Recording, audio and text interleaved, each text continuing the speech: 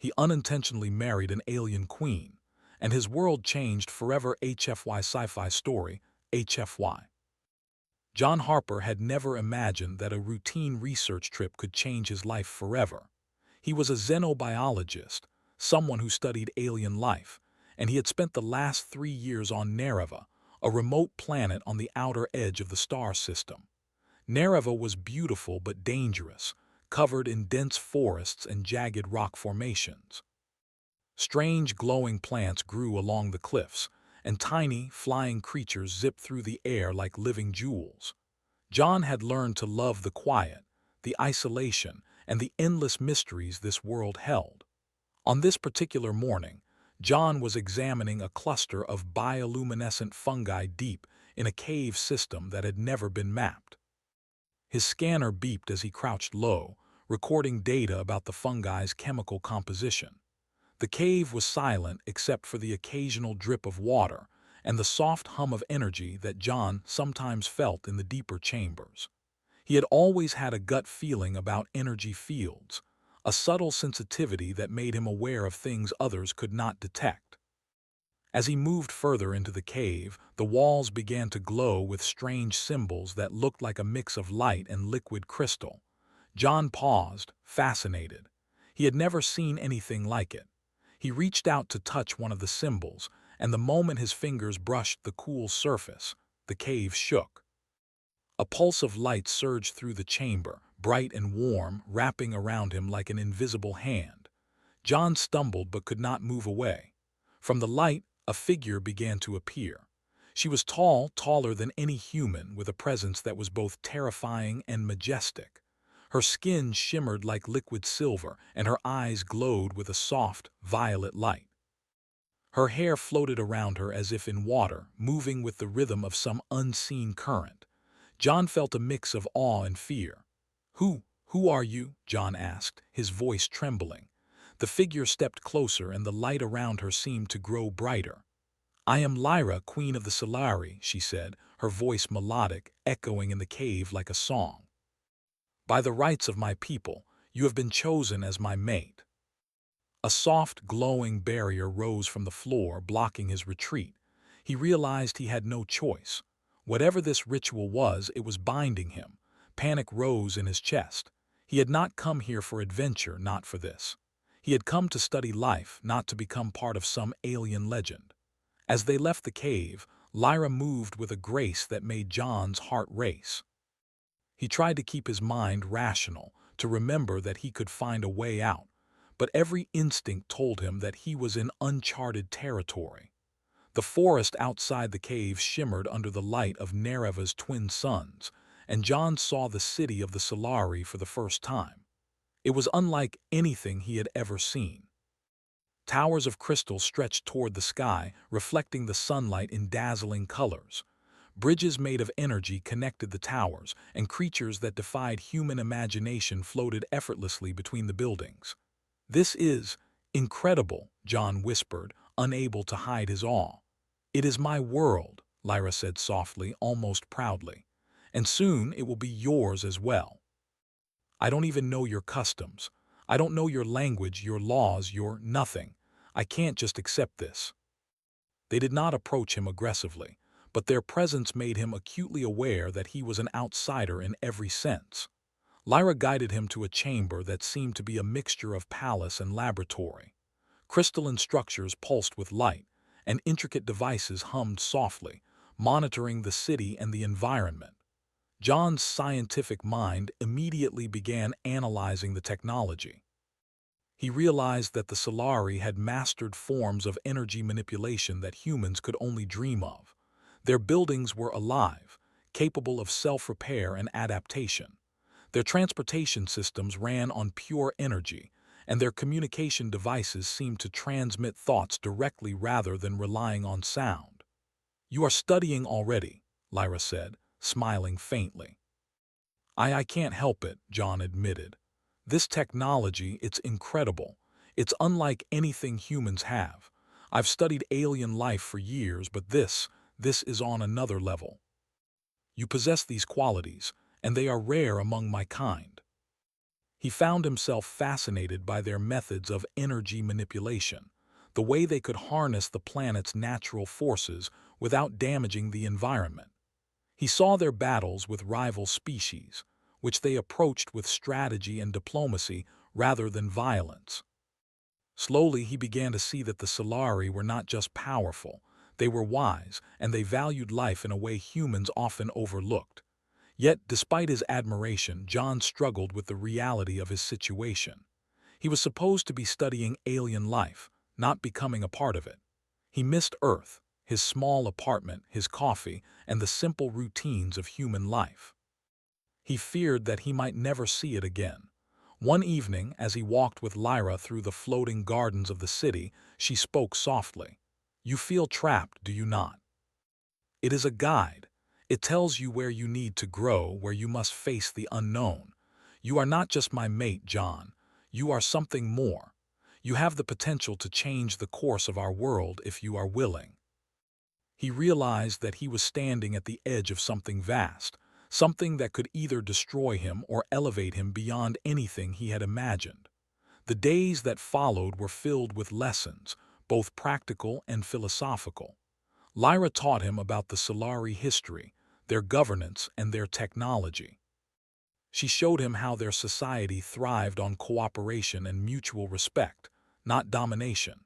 John taught her about human ingenuity, the way humans could adapt to impossible circumstances using creativity and determination. Slowly, a bond began to form, not a romantic bond, at least not yet, but one of respect and mutual curiosity. One night John was alone in his chamber, recording his observations in a digital journal. He paused and looked around, realizing how far he had come in just a few days. He had faced fear, uncertainty, and the impossible. And yet he was learning, growing, and understanding a civilization far beyond anything humans had achieved. A soft glow filled the room, and Lyra appeared. "You are thinking," she said, almost as if she could read his mind. "I am," John admitted. "I'm thinking about Earth, about my life, about everything I've left behind. And yet I can't stop thinking about your world either. It's incredible. Both are full of beauty, danger, and opportunity. The difference is in how you see them. Humans, you see possibility where others see limits." As he lay down that night, looking out at Nereva's twin moons glowing softly above the crystalline towers, he realized that his life had changed forever. He had not chosen this path, but he had the choice of how to walk it. And for the first time, he wondered if being chosen by an alien queen might not be a curse at all, but the beginning of something far greater than he could imagine. John closed his eyes, feeling a mixture of fear and excitement. The future was uncertain, yes, but it was also full of possibility. And in the quiet of the Solari city, surrounded by beauty, intelligence, and wonder, John Harper understood that his world, and perhaps all human worlds, would never be the same again. John woke early, the twin suns of Nereva casting soft light across the crystalline city. Though he had grown accustomed to the beauty of the place, he still felt the weight of his new reality. He was no longer just an observer of alien life. He was part of it. The title of Lyra's mate carried responsibilities he did not fully understand, and every step he took was watched by the Solari, curious and cautious. Lyra had arranged for him to meet with the Council of Elders, the group that advised the Queen and guided their civilization. John was nervous. He had read about alien politics in human literature, but nothing could have prepared him for the gravity of standing before beings who had existed for centuries and whose intelligence far surpassed his own. The council chamber was vast, circular, and suspended in the air. Light flowed along its crystalline walls, shifting colors with subtle patterns. The elders were seated around a glowing table, their forms delicate yet commanding. Each had eyes that seemed to see more than what was in front of them, and their presence made John acutely aware of his human limitations. Lyra guided him to a seat at the table. "They wish to know you, John Harper," she said gently. "Do not be afraid to speak. Your voice, your thoughts matter here."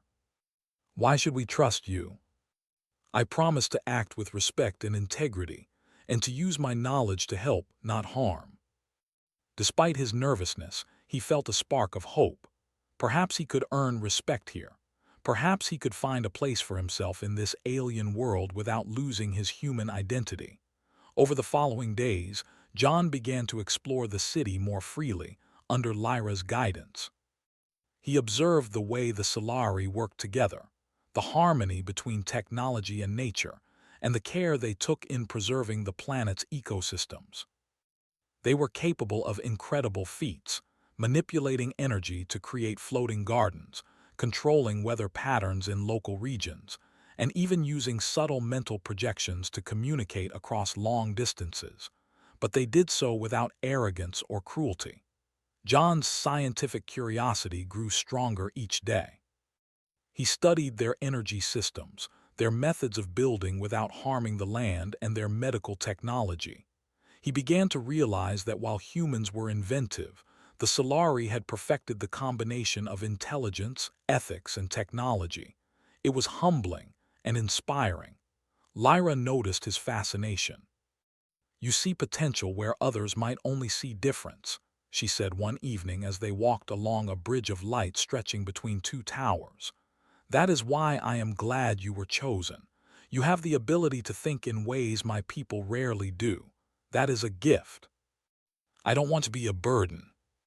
They expected humans to fail, to disrupt their careful order, to act impulsively. And at times, John struggled to prove himself. His first real challenge came sooner than he expected. A rival alien faction, the Turan, who had long contested Solari territory, attempted a series of incursions near the city's borders. While the Solari were capable warriors, the Turan used unconventional tactics that were unfamiliar to the Solari. Lyra consulted with the council, then turned to John. "Your species has a history of adaptation and strategy in the face of impossible odds," she said. "We could use your insight. I can analyze their movements, predict patterns, and suggest countermeasures. But I'll need access to your monitoring systems." His ideas were unconventional, some risky, but they had a pattern the Solari had not considered. Slowly, the council began to listen.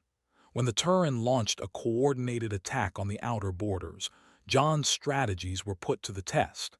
He monitored their movements, suggested defensive formations, and even devised a way to use the natural energy flows of Nereva as a trap. The Solari followed his guidance, and the results were astonishing. The Turan forces were repelled without serious damage to the city or the environment. The council was silent after the battle. Then Vera spoke, her voice carrying both surprise and respect. "The human has insight beyond what we expected. He has contributed to our victory without causing harm to our world. See, your mind is a strength. Your species' unpredictability is not a weakness. It is a gift when applied wisely." In the weeks that followed, John continued to integrate into Solari society. He learned their language more fluently, began understanding their philosophy, and even participated in social rituals that once intimidated him. He found that the more he respected their customs, the more they respected him.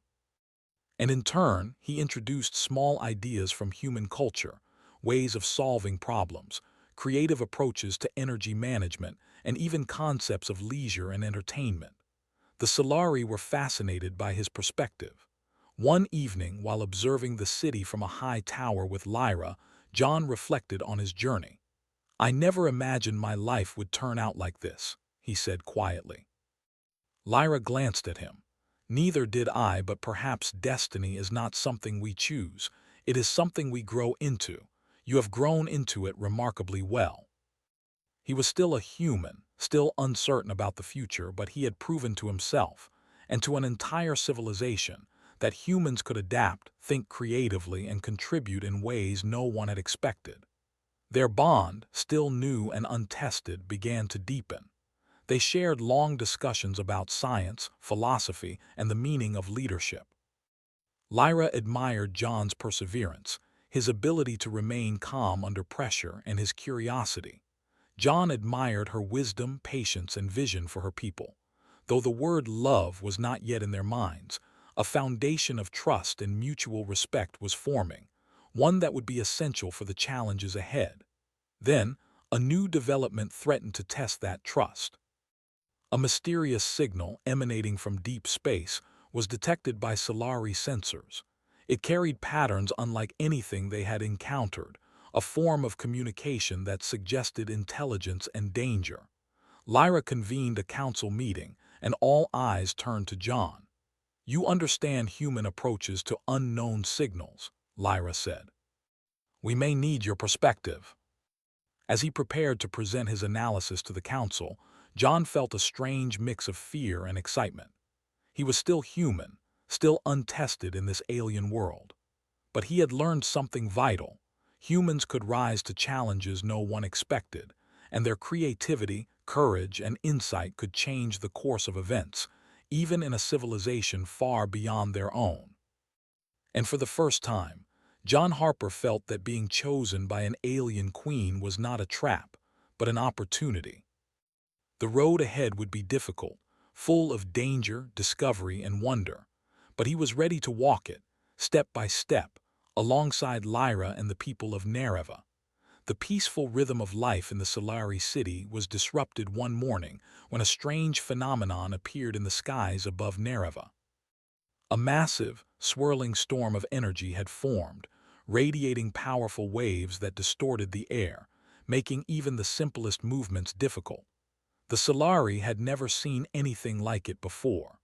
The sky shimmered with colors that seemed alive, moving and twisting with patterns too complex to follow with the naked eye. Lyra stood at the observation platform, her eyes scanning the storm with a mixture of concern and calculation. She turned to John, who had rushed to join her. "This is unlike anything our sensors have ever recorded," she said. "It is not a natural storm. It is something else. Possibly a cosmic anomaly, but its energy output is off the charts." He was still human, still learning, but he had begun to understand that humans had a certain flexibility of thought that the Solari often lacked.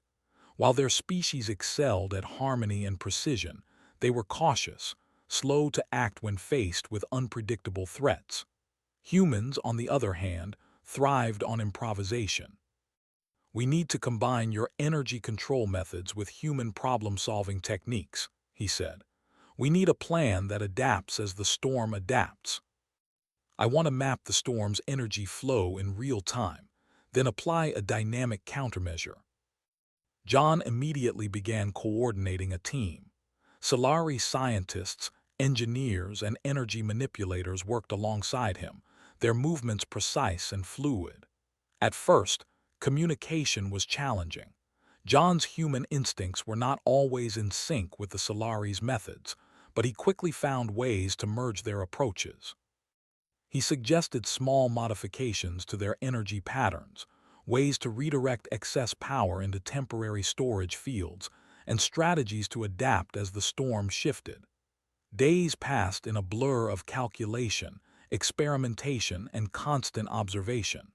The storm continued to grow, moving closer to the planet's surface. The team worked tirelessly, but John noticed subtle signs of fatigue among the Solari. While they were capable of incredible endurance, their focus on perfection sometimes slowed them down.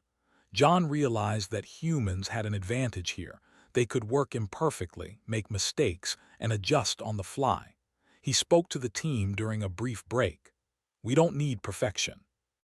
We need action, adaptability, and observation. Watch the storm, try something, and if it doesn't work, adjust. Keep moving forward." Each success boosted morale, and the team began to operate as a single unit, blending human improvisation with Solari precision. Lyra remained at John's side throughout the process. She offered insights, coordinated resources, and when necessary, recalibrated her own energy manipulations to match his suggestions. John was amazed by her capacity to lead and adapt. She was not just a queen, she was a scientist, a strategist, and a partner. One evening, as the storm approached the planet's upper atmosphere, John realized they needed a bold move. "We have to draw the storm's energy into a controlled conduit," he explained. "If we can channel it through the energy lattice of the city, we can neutralize the destructive forces. But it will require precise timing, perfect coordination, and trust in each other." The storm resisted, sending massive pulses that threatened to overwhelm the nodes. But John and Lyra worked in unison, directing the energy, recalibrating in real time. At one critical moment, a surge threatened to destroy one of the stabilization nodes. John shouted instructions, and Lyra's hands moved in complex patterns, bending the flow of energy just enough to prevent catastrophe. The storm roared, colors shifting violently, but the city held. Hours passed, the storm's power ebbing slowly as John and Lyra guided it into containment. Finally, after what felt like an eternity, the storm collapsed, dissipating into harmless particles that drifted across the sky. The city remained intact, the forests untouched, and the Solari cheered, their voices blending in harmonious celebration.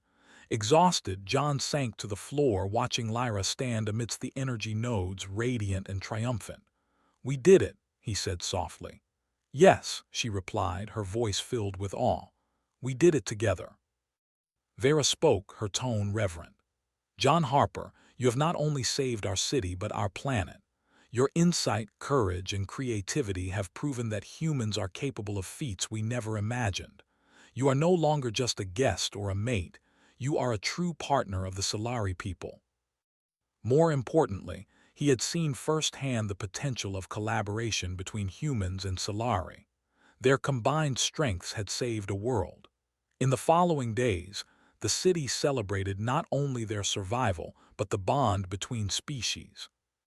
John continued to work with the Solari, sharing human engineering concepts, proposing new ways to harness energy, and teaching strategies that emphasized adaptability.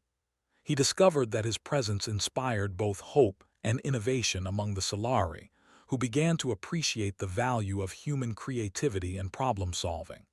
Lyra, too, grew closer to John. They spent long hours discussing not just technology, but philosophy, leadership, and the future of their civilizations. John admired her wisdom, her patience, and her ability to balance power with compassion. Lyra admired his perseverance, ingenuity, and unwavering commitment to learning and understanding. Their bond deepened, not through romance alone, but through shared experience, mutual respect, and the understanding that each had become indispensable to the other. One evening, as they walked through a floating garden, John spoke softly. "I never thought my life would take this turn. I didn't even want to be chosen. And yet, I've never felt more alive, more needed, or more responsible for something greater than myself. And in doing so, you have become extraordinary."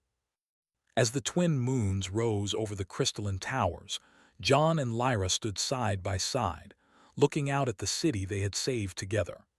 For the first time, John understood that being chosen by an alien queen was not a burden or a trap, it was an opportunity.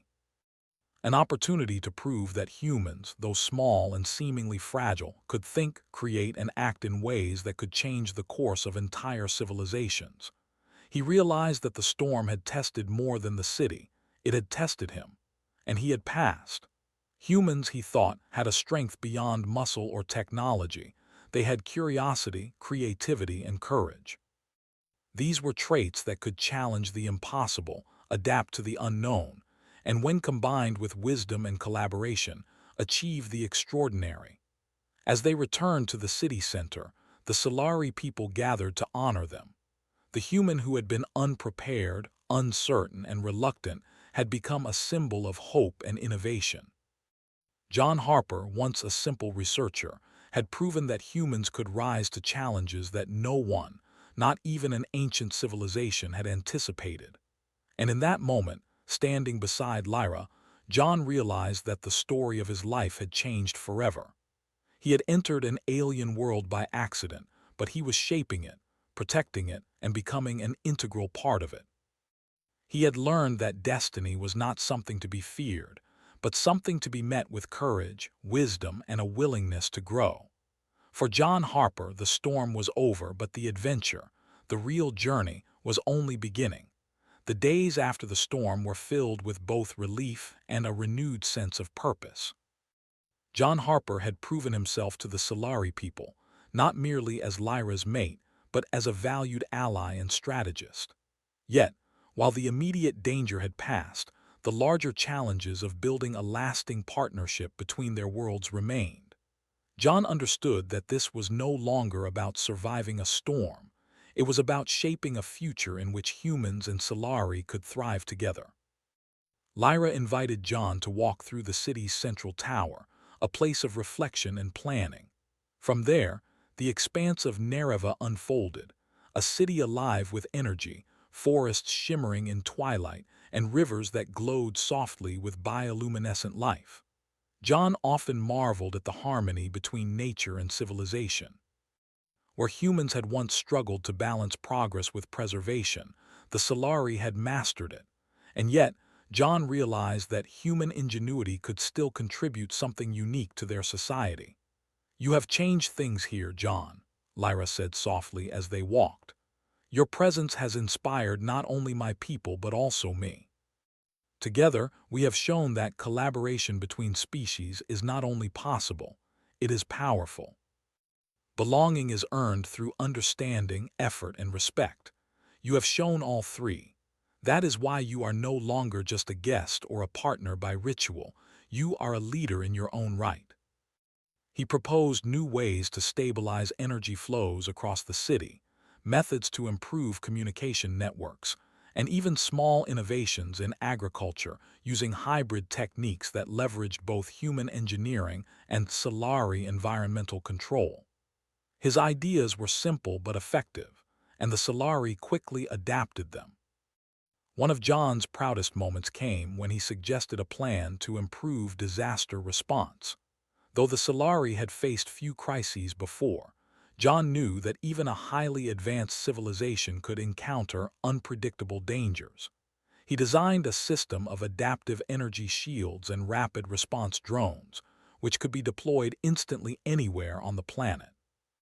Lyra helped refine the design, and the Council approved it, recognizing its potential to save countless lives in the future. The collaboration between human and Solari thinking became a symbol of what could be achieved when different perspectives worked together. John began to realize that humans, though physically weaker than many alien species, possessed a unique form of resilience, the ability to adapt, innovate, and take calculated risks. These qualities, combined with the Solari's mastery of energy and long-term planning, created possibilities that neither species could achieve alone. Amidst this work, John and Lyra's bond continued to grow. They spent long hours discussing everything from philosophy to science, from the ethics of leadership to the beauty of art. John found himself fascinated not only by Lyra's intellect, but also by her kindness and her ability to see potential where others saw limits. Lyra, in turn, admired John's courage, curiosity, and unwavering determination to contribute despite being far from home and under enormous pressure. One evening, after a long day of planning new initiatives, John and Lyra walked to a quiet terrace overlooking the city. The twin moons of Nereva glimmered above, casting soft light over the crystalline towers and floating gardens. "I never thought I would find this," John said quietly. "Not just a new world, but a sense of purpose, a place where I feel needed. I never imagined that an accident, a ritual I didn't understand, could lead to something like this." "You have embraced this path, John. You have learned, contributed, and grown. That is why you are extraordinary." For the first time, he understood that his unintentional marriage had given him something invaluable, an opportunity to shape a future larger than himself, a chance to prove that humans could rise to greatness in ways that mattered across worlds. The following months were a period of transformation. John and Lyra worked together to establish programs that shared knowledge between humans and Solari. They created educational initiatives, scientific collaborations, and cultural exchanges. Humans visiting Nereva were amazed at how much they could learn from the Solari, while the Solari, in turn, were inspired by human creativity and adaptability. The two species began to understand that their differences were not obstacles, but sources of strength. John also took time to learn more about Solari history and philosophy. He discovered a culture rich with wisdom, art, and ethical principles, where every individual's actions were tied to the greater good. Yet he also realized that humans brought something vital to the table: unpredictability, intuition, and the courage to act decisively when necessary.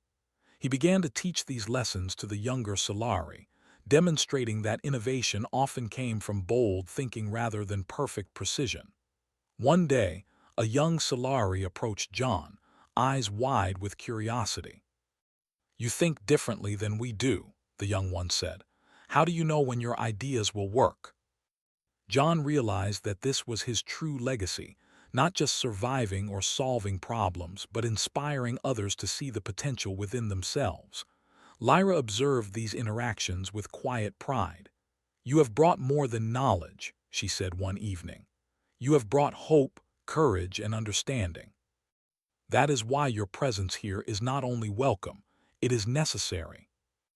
Yet through learning, collaboration, and courage, he had become a bridge between worlds, proving that humans, though ordinary in appearance, could achieve extraordinary things. As the years passed, John and Lyra continued to guide their people through exploration, diplomacy, and innovation. Together, they faced new challenges: interstellar negotiations, environmental restoration projects, and even encounters with alien species whose motives were unclear.